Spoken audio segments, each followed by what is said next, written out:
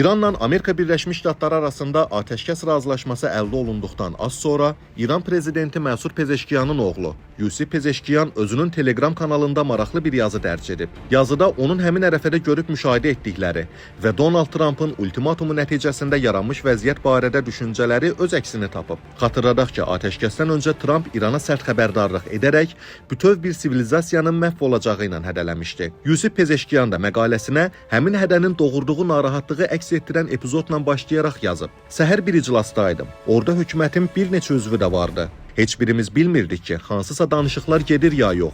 İclasda olan bəzi hökumət üzvləri narahat idilər. Sabah səhər baş verə biləcək hadisəyə görə narahatlıq keçirirdilər. Deyirdilər ki, prezident xalqla danışmalıdır. Elə bu gecə danışmalıdır. Sabah gecdir. Heç kim dilə gətirmirdi, amma hiss edirdim ki, onlar Amerika Birləşmiş Ştatlarının İrana qarşı atom bombası istifadə edə biləcəyindən narahat idilər. Daha sonra Yusif Pezeşkiyan başqa işi olduğu üçün iclası tez tərk etdiyini, digər görüşlərini təsvir edir və gecə yarısı sosial şəbəkəyə daxil olarkən yenicə tanış olduğu və xaricdə yaşayan bir monarxist İranlının ona mesaj yazdığını görür. Həmin şəxs ona əgər elektrik kəsilsə və danışa bilməsək halal edin yazıbmış. Bu sözlərdən onun ağlına yenə atom bombası gəlir və həmin şəxsə Allah nə istəyibsə o da olacaq deyə cavab verir.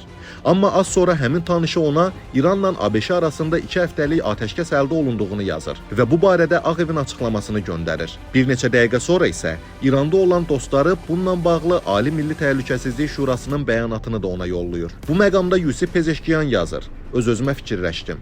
Mən necə prezident oğluyam ki, xaricdə yaşayan bir monarxiya tərəfdarı atəşkəs razılaşmasından məndən tez xəbər tutub. Yusif Pezeşkiyanın kifayət qədər geniş yazısında əsas məqamda bu sonuncu cümlədir. Xatırladaq ki, o, təkcə İran prezidentinin oğlu deyil, həm də onun müşaviri və prezident administrasiyasının rəsmi nümayəndəsidir. Yazının əvvəlində də o özünün və Pezeşkiyan hökuməti üzvlərinin İranla ABŞ arasında gedən danışıqlardan məlumatsız olduqlarını işarə edib. Bu isə o deməkdir ki, prezident Məsud Pezeşkiyan və onun komandasının üzvləri nəinki Vaşinqtondan təmas və müzakirələrdən kənar tutulur. Hətta bununla bağlı onlara informasiya da verilmir.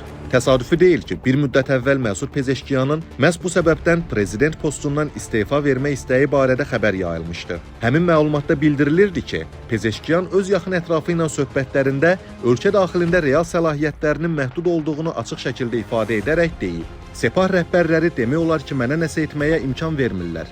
Mən ölkədə baş verən əsas proseslərdən, xüsusən də hərbi və strateji qərarlardan tamamilə kənarda qalmışam. Mənə yalnız rəsmi vəzifə verilib.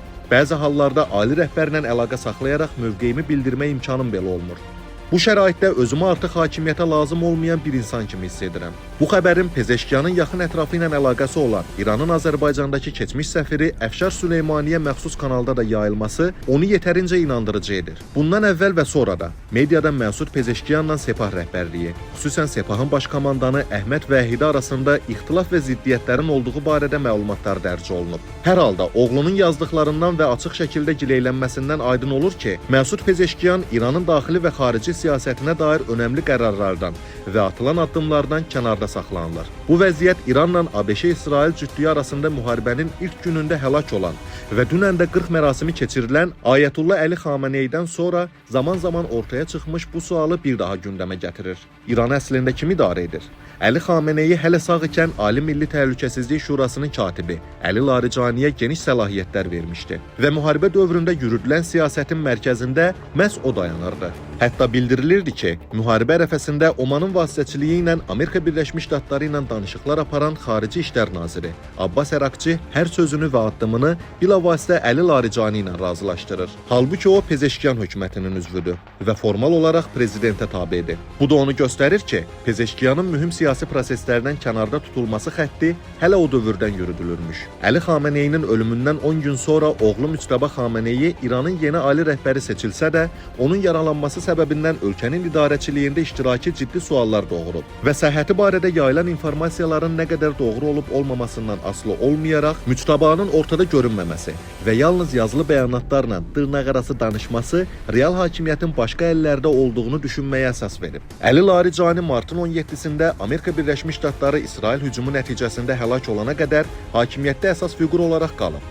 Amma onun ölümü yuxarıda qeyd edilən sualı yenidən aktuallaşdırıb. Laricaninin yerinə təyinatla bağlı proseslər də Pezeşkiyanın mövqelərinin zəiflədilməsi xəttinin davam etdiyinə dəlalət edib. Belə ki, rəsmi İran mətbuatı əvvəlcə Ali Milli Təhlükəsizlik Şurasının katibi vəzifəsinə keçmiş Müdafiə naziri Hüseyn Dehqanın təyin olunduğu barədə məlumat yaysa da, sonradan bu posta Sepahın radikal qanadının təmsilçisi olaraq Məhəmməd Baqır Zülqədir gətirilib. O da diqqət çəkicidir ki, müharibənin ilk günündə həlak olmuş Müdafiə naziri Əziz Nəsirzadənin yerinə hələ də təyinat olmayıb və bununla da Pezeşkiyan hökumətində hərb nazirinin olmasına imkan verilməyib. Laricaninin ölümündən sonra İran hakimiyyətində parlamentin sədri Məhəmməd Baqır Qalibafın mövqeyi xeyli güclənib və ilk dövrlərdəki rəsmi təkziblərə rəğmən Amerika Birləşmiş Ştatları ilə müzakirələrin İran tərəfdən məhz onun apardığı təsdiqini tapıb.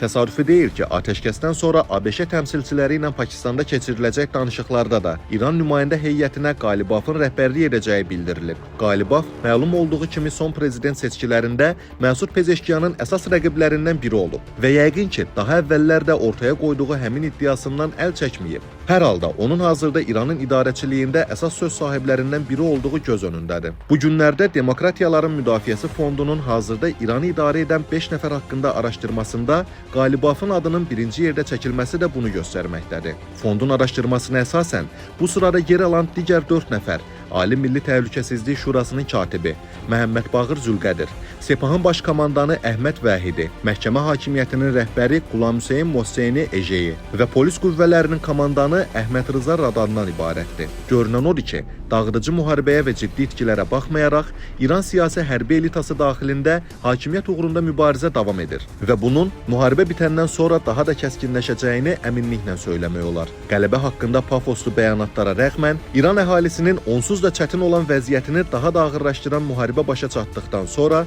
Tehran mövcud hakimiyyət daxilindəki müxtəlif qruplaşmaların amansız hesablaşma meydanına çevriləcək. Amma rejimdən ən ciddi hesabı heç şübhəsiz ki, onun əlindən cana doymuş xalq soruşacaq.